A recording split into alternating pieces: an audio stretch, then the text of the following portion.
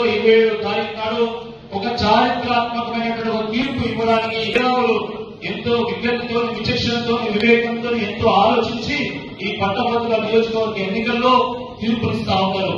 ఆ తీర్పు ప్రతిసారి కూడా ఎంతో స్ఫూర్తిదాయకంగా సమాజానికి ఒక దిక్సూచన ఇచ్చే విధంగా ఉంటా ఉంది.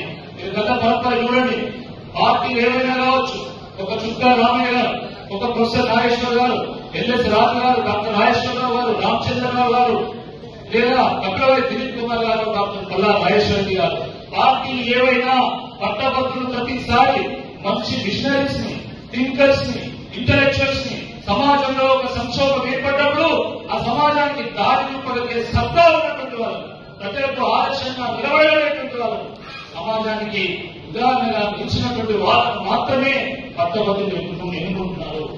మరి ఈసారి కూడా తప్పకుండా ఆ పాత పరంపరనే మీరందరూ కూడా కొనసాగిస్తారని నాకు పూర్తి నమ్మకం ఉంది. ఎందుకంటే మండలి ఏంటి అది పెద్దల సభ.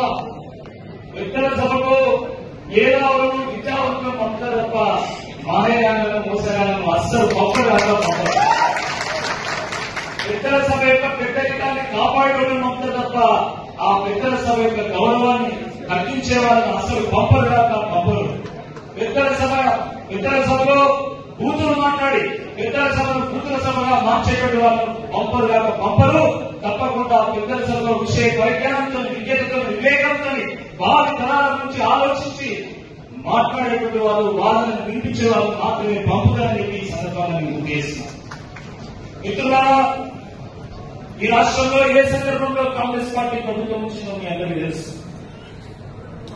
6 గ్యారెంటీలు, 420 హామీలు కాంగ్రెస్ పార్టీ ఇస్తే 2 పర్యాయాల పాటు కేసీఆర్ గారికి బీఆర్ఎస్ పార్టీకి అవకాశం ఇచ్చినాం కదా. సరే, మీరు అంతకంటే ఎక్కువ చేస్తామని చెప్తున్నారు కదా, వీళ్ళకి ఒక్కసారి అవకాశం ఇద్దామని కాంగ్రెస్ పార్టీకి అవకాశం ఇచ్చారు. సరే, ప్రభుత్వంలో ఎవరు శాశ్వతం కాదు, మార్పు అనేది సహజమైనటువంటి ప్రక్రియ. దాన్ని అందరం కూడా స్వాగతించాల్సింది మన బీఆర్ఎస్ పార్టీ కూడా స్వాగతించింది. కానీ విషయం ఏంటంటే, ఆ రోజు కాంగ్రెస్ పార్టీ ఏం చెప్పింది, ఈ రోజు కాంగ్రెస్ పార్టీ ఏం చేస్తున్నది అనే దాన్ని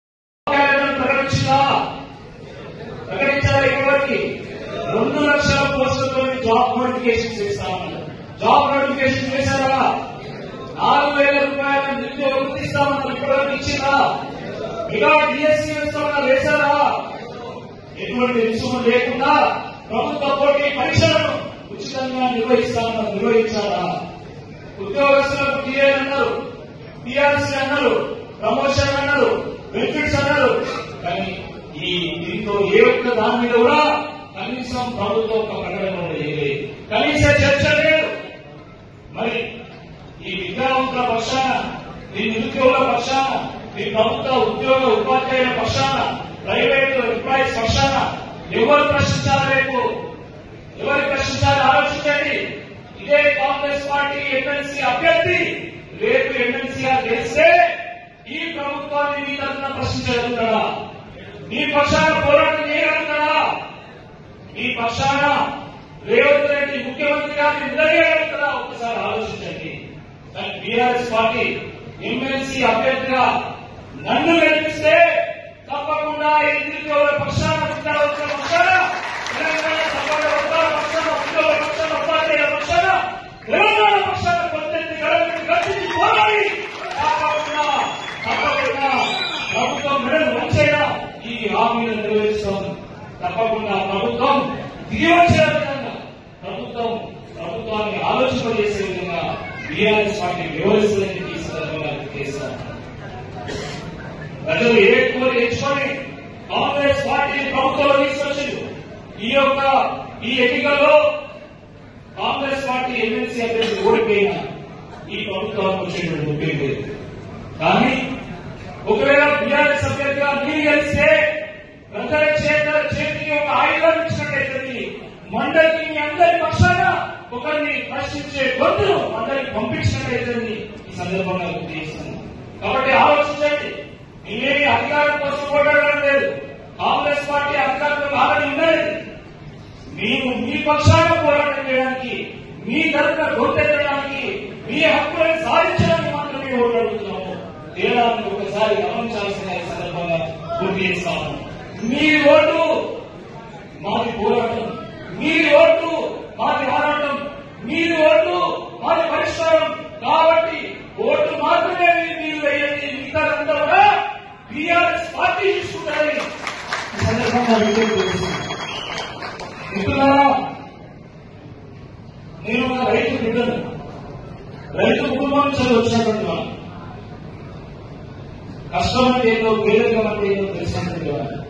వాటిని చేర్చి ఉన్నత విద్యను అభ్యసించి అమెరికా వెళ్లి 7 ఏళ్ల పాటు అక్కడ ఉద్యోగం చేసి పుట్టిన గడ్డ రుణం తీర్చుకోవాలి, మా ప్రాంత ప్రజలకు సేవ చేయాలనేటువంటి లక్ష్యంతో నేను 2013లో ఉద్యోగానికి రాజీనామా చేసి నేను వరంగల్కి వచ్చి ఇదే కాకతీయ యూనివర్సిటీలో జై తెలంగాణ నినాదంతో నేను రాజకీయంలో ప్రవేశించాను. జై తెలంగాణ నినాదంతో రాజకీయాలకు ప్రవేశించాను. తెలంగాణ వస్తే కానీ ఈ ప్రాంతంలో ఉన్నటువంటి పేదరికం, ఈ ప్రాంతంలో ఉన్నటువంటి వలసలు, కష్టాలు, కన్నీళ్లు పోవు. కాబట్టి తెలంగాణ రావాలని కోరుకున్నటువంటి వాళ్ళు మీ అందరూ నేను కూడా ఒక్కనే సందర్భంగా గుర్తిస్తాను. మిత్రులారా, మరిన్ని వీడియోస్ కోసం ఛానల్ ని సబ్స్క్రైబ్ చేయండి. లేటెస్ట్ అప్డేట్స్ కోసం వాట్సాప్ ఛానల్ ని ఫాలో చేయండి. అండ్ లింక్ డిస్క్రిప్షన్ లో ఉంది.